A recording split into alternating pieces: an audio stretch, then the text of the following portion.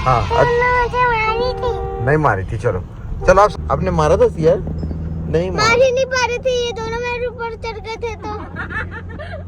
चलो बात है बेचारी का।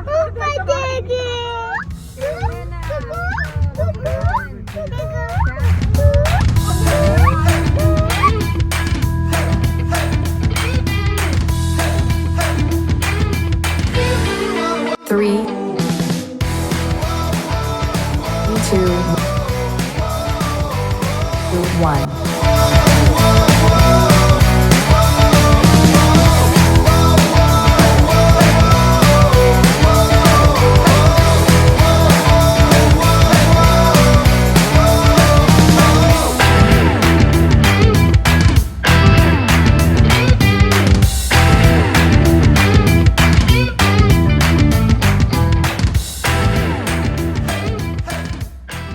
हर रोड ट्रिप की शुरुआत एक मंजिल से नहीं बल्कि एक फैसले से होती है।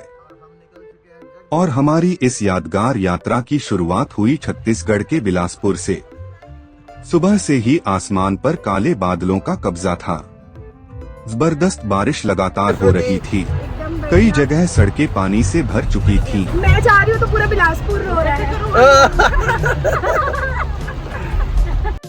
एक पल के लिए लगा कि शायद आज का प्लान टाल देना चाहिए, लेकिन फिर सोचा अगर हर बार मौसम का इंतजार करेंगे तो जिंदगी के सबसे खूबसूरत सफर शायद कभी शुरू ही नहीं होंगे। इस सफर में मेरे साथ थी मेरी दीदी दुर्गा दीदी, मेरी पत्नी प्रीति, मेरे दोनों बेटे रोहन और रियान और मेरी भांजी श्रुति।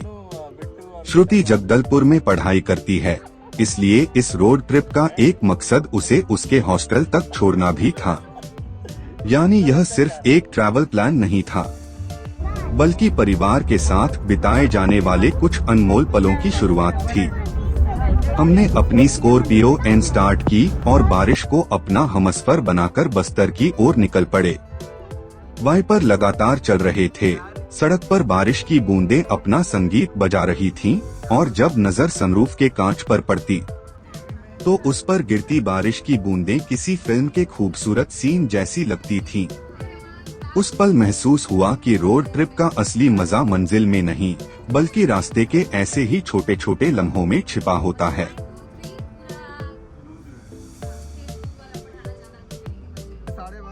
बिलासपुर से आगे बढ़ते हुए हम अभनपुर पहुँचे।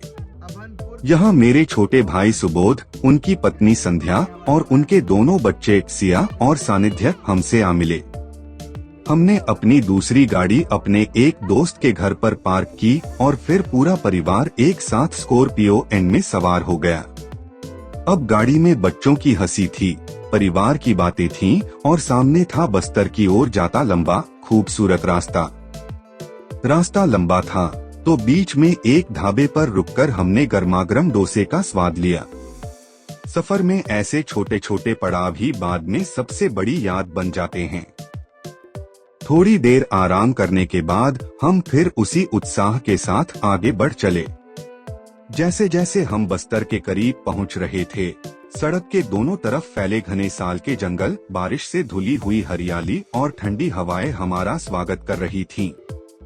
कई जगह हमने गाड़ी की रफ्तार सिर्फ इसलिए धीमी कर दी ताकि उन नज़ारों को कुछ पल और महसूस कर सकें। सच कहूँ तो उस दिन मंजिल से ज्यादा खूबसूरत रास्ता लग रहा था।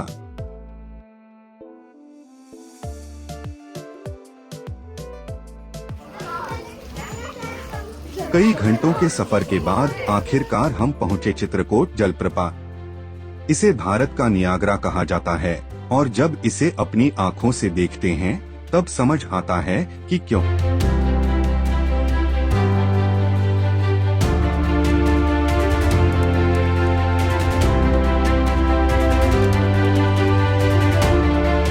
हम सब कुछ देर तक बिना कुछ बोले बस उस नज़ारे को देखते रहे।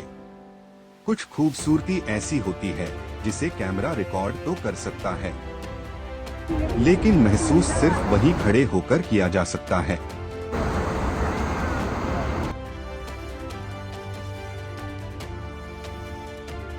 शाम ढलने लगी थी, इसलिए हम दंतेवाड़ा की ओर निकल पड़े। रात हमने वहीं एक होटल में बिताई। पूरे दिन की थकान थी, लेकिन मन में खुशी भी थी क्योंकि अगली सुबह मां दंतेश्वरी के दर्शन करने थे। हे गाइस, हम लोग आ चुके हैं दंतेवाड़ा। ये मामी और उधर मम्मी, बिट्टू मामी और गुड्डा मामा, और गाड़ी के ओनर अपने गाड़ी में जा चुके हैं। और जो व्लॉग बना रही हूँ कैमरा के पीछे वो मैं हूँ। ये शाम का समय, हम लोग अभी मरवाड़ी खाना खा के वापिस वॉक करते आ रहे हैं।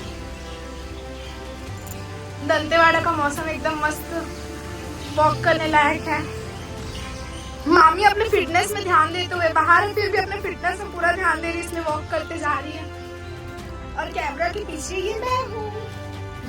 हे गाइस, वेलकम बैक। मम्मी, मामी और मामा दूर हो गए थे हम लोग से, तो हम लोग अपने ब्लॉग में उनको लाने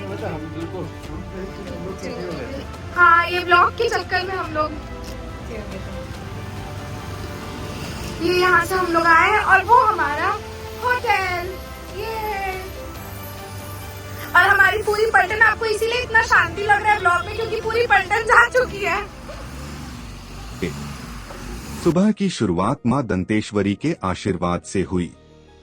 मंदिर में प्रवेश करते ही घंटियों की गूंज, दीपकों की लौ और श्रद्धा से भरा वातावरण मन को एक अलग ही शांति दे रहा था। मां दंतेश्वरी बस्तर की अधिष्ठात्री देवी मानी जाती हैं। हमने पूरे परिवार के साथ मां के दर्शन किए और सबकी खुशहाली की प्रार्थना की। कुछ पल ऐसे होते हैं जहां शब्द अपने आप कम पड़ जाते हैं। यह भी उन्हीं पलों में से एक था।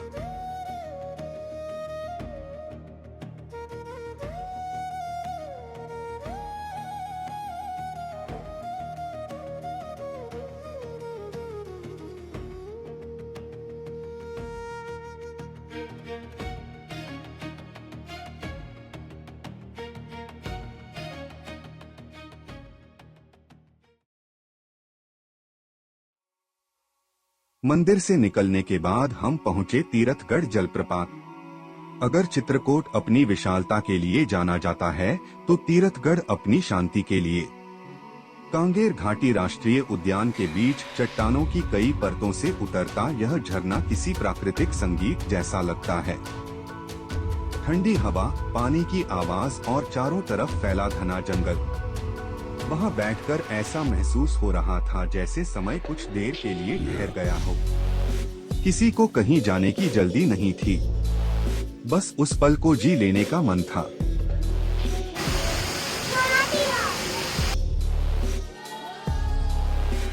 वापसी के रास्ते में बार बार यही एहसास हो रहा था कि हम सिर्फ एक रोड ट्रिप पूरी करके नहीं लौट रहे थे, हम अपने साथ ढेर सारी यादें लेकर लौट रहे थे। बारिश में भीगा बिलासपुर, अभनपुर में परिवार का साथ जुड़ना। आप लोग दीदी से प्यार नहीं करते क्या? मैं करूँगा। मैं करूँगा। ये करने गया, देखो प्यार करने गया। उम्मा आपके बारे में।